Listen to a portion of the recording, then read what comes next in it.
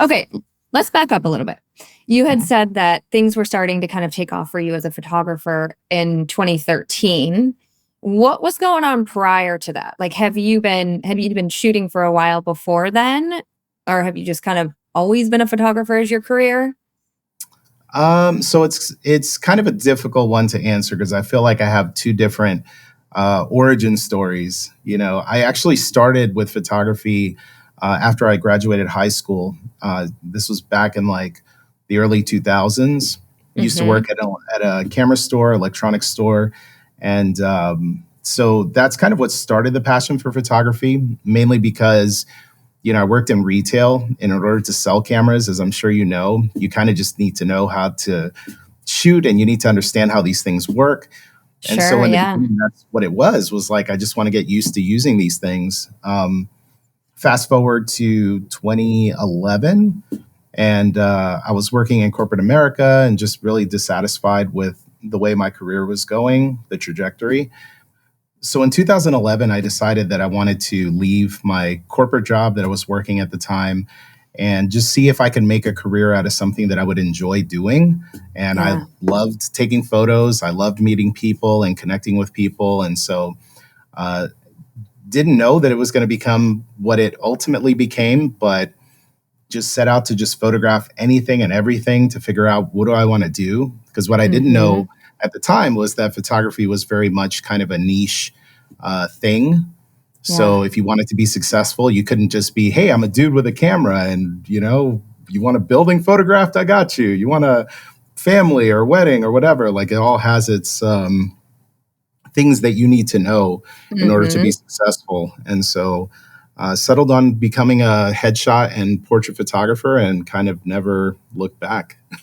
Wow. You make it sound pretty easy. Like, oh, I just decided I was going to leave my corporate job and start a business, and this is what I did. Like, did it, was at the time, was that really easy for you? No, no, no, no, no. It was Yeah. insanely difficult and insanely scary as well. Yeah. I had worked full time for so long. And, I think that what ends up happening to many people who kind of pursue the creative and entrepreneurial path is that I was working in corporate America. I was carving out a certain role and certain opportunity for myself within the company that seemed like it was on the horizon and it was going to happen. And all of a Mm-hmm. sudden it didn't. And there was just no rhyme or reason as to why it was not going to happen. And I was just thinking at home, I'm leaving my success and my failure in somebody Yeah. else's hands who Yeah. doesn't know anything, you know? Mm-hmm. And so it just got to the point where I was like, well, I just want to do something on my own. And if I fail, then it's my fault. It's not that somebody told me I couldn't do it Mm-hmm. or I wasn't qualified or whatever. It's, well, you didn't put in enough hours or you didn't learn the right things. And the cool thing about that is that you could pivot and adjust and you can learn those things and you could always improve and get better. So, yeah, it Yeah. was really hard in the beginning. Getting support from people was really hard too because they Mm. didn't see the vision. And honestly, I don't Yeah. know that I had a really good vision either, but part of that was probably on me. But yeah, it's I don't it's think I did either. I don't think I had the best vision. I mean, I knew I wanted to be a full-time photographer. I just had no idea what it was going to look like and how my life, I don't know. Just one foot in front of the other and just kind of let's see what like here we are. happens. Yeah. Well, and Yeah, it's it's interesting for sure. hearing you say like with the corporate world because I think there's a lot of people who listen who are in a job and they're afraid to leave because of the stable paycheck and the health insurance and all of that.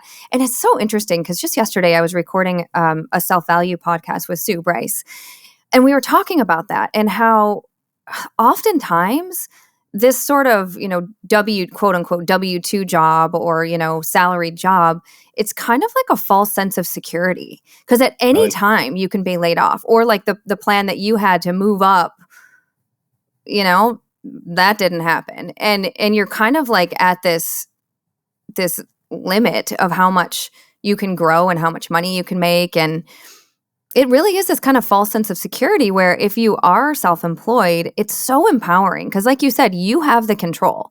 I mean, it's Mhm. scary and empowering, but if things aren't going well or if you're not booking a lot of clients, you can change things and do things. You don't have to worry and rely on someone else to make those changes, especially, like that corporate company or whatever that wasn't going to do what you needed them to do.